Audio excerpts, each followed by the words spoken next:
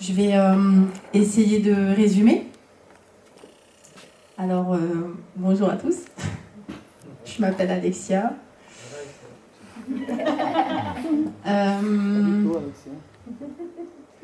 J'ai eu une vie depuis la naissance super compliquée. Et moi, mon problème, c'était que personne ne m'avait désiré. Ni mon père, ni ma mère, ni personne. Ça a été un peu cata. Donc ma mère, en effet, a voulu faire une IVG. Et puis, finalement, non. Elle a décidé de me garder, de m'élever toute seule. Et c'est vrai qu'elle a beaucoup travaillé. Et je me suis beaucoup retrouvée quand j'étais petite, finalement, élevée, entre guillemets, par des nourrices. Donc, on me ballottait un petit peu à gauche, à droite. Maman devait venir me chercher, excusez-moi, parce que je remonte à loin pour pouvoir vous raconter ça. Maman devait venir me chercher le soir, j'étais prête, habillée, avec mon sac à côté de moi, et puis les autres enfants qu'elle gardait partaient se coucher, et puis le téléphone sonnait, souvent. Et le téléphone sonnait, c'était maman qui disait qu'elle venait pas me chercher. Et finalement, on mettait mon pyjama et on me disait de monter avec les autres enfants pour dormir. Excusez-moi. Et toute ma vie, en fait, j'ai grandi, j'ai vécu comme ça en ayant l'impression que, en fait, personne voulait de moi. Et que ma vie servait à rien. Et ça a duré comme ça pendant 27 ans. Pendant 27 ans, à un moment donné, je me suis retrouvée à avoir tout essayé, à avoir énormément travaillé pour chercher la reconnaissance dans ma vie professionnelle. Je vois ma copine qui pleure là-bas. Et dans ma vie affective, dans ma vie familiale, enfin bref, j'ai été toute seule.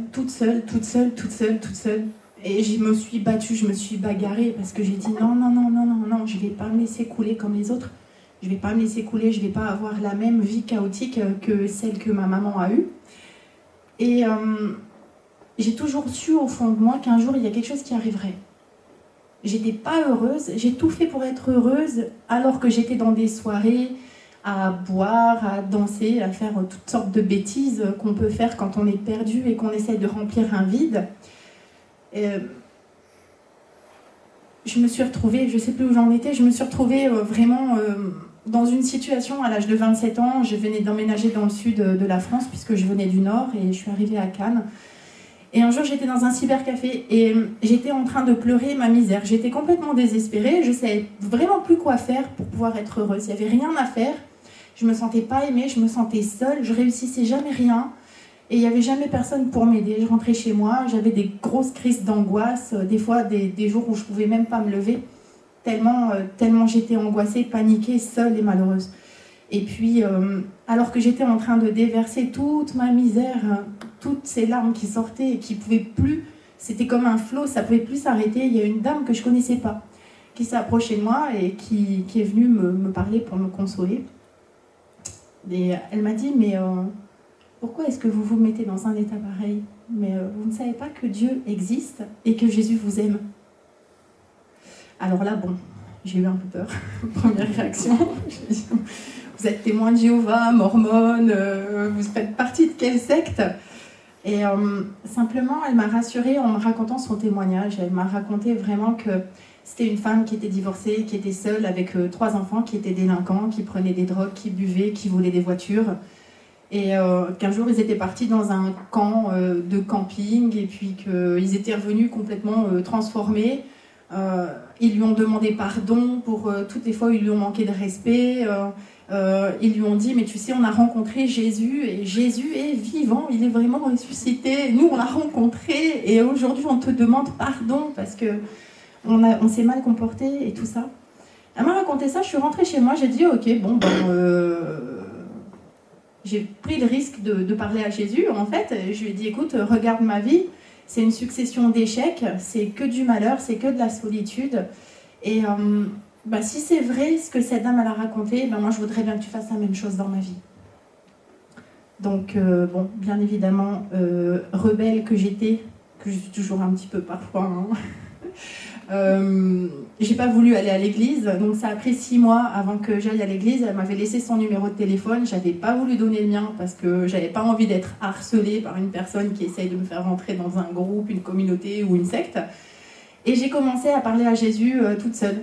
Et puis cette dame, elle est repassée dans le café où on s'était rencontrés et elle m'a laissé une enveloppe avec un petit fascicule qui expliquait vraiment pourquoi Jésus était mort à la croix.